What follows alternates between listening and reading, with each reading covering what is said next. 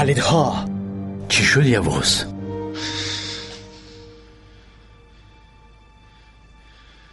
خدا جزایشان را دهد.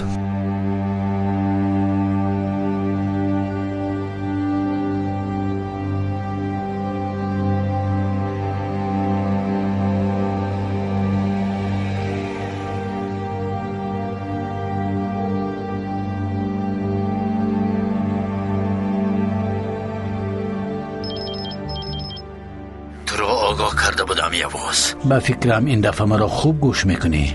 اگر به قعر دوزخ روی هم من تو رو پیدا میکنم. همون طوری که درگان رو یافتم همون طور تو رو هم مییابم، ولی تو رو زنده نمیگذارم. قلبت رو با دستانم کنده میگیرم. شنیدی مرا؟ تو حالا در سر قهر سخن میگویی. قهر بد بلای جان گفتن. قماندان در دست من است. حیات او از من وابسته است. درست ترش از تو چی میخواهی؟ اگر خواهی که قماندان زنده ماند پس ترگان رو به پیش من بیار. میتوانی در حال جواب ندهی، من باز به تو زنگ میزنم.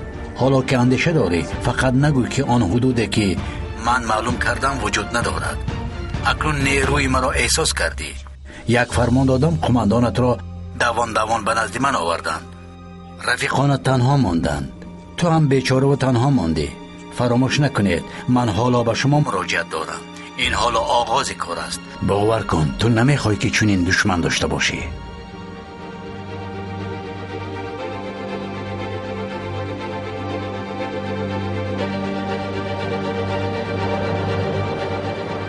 این پلید چی میخواهد؟ درگان رو میخواهد.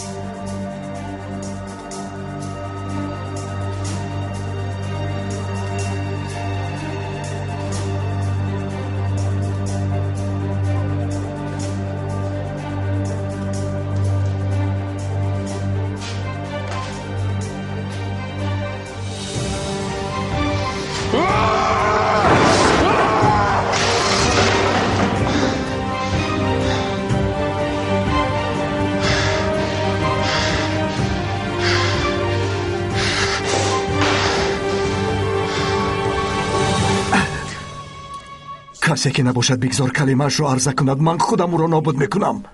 ما باید علاج کرده یگان از قماندان را پیدا کنیم. تا آدم او را پیدا نکنیم من نفس کشیدن نمیتوانم. سکا نزلی در پشت درم استاده است. من به او چی میگویم؟ خدا جان کمکم کن. اوتاش این عکس ها رو به ستاد گنرالی روان کردن لازم. خوب من رفته با بچه ها صحبت میکنم.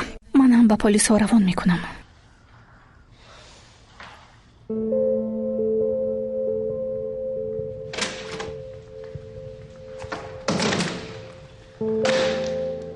اوتاش التماس خواهش میکنم که با من یگان خبر خوش بگو.